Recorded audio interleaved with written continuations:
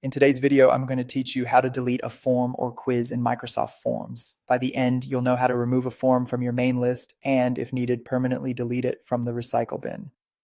First, open Microsoft Forms in your web browser and sign into your account. You'll land on the Forms homepage, which shows your recent or pinned forms. This is your starting point for managing everything you've created. Next, head to the My Forms section. This view helps you focus on the forms and quizzes you personally own, making it easier to find the exact one you want to remove.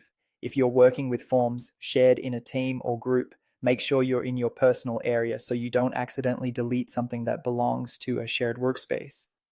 Find the form or quiz you want to delete and hover your mouse over its tile. You'll see a set of three dots appear, often labeled More Options. Click those three dots to open the menu for that specific form. This menu is where you'll find management actions like moving, copying, and in our case, deleting.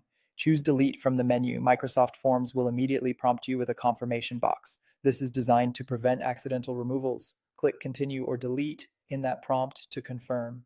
Once you do, the form leaves your active list and is moved to the recycle bin.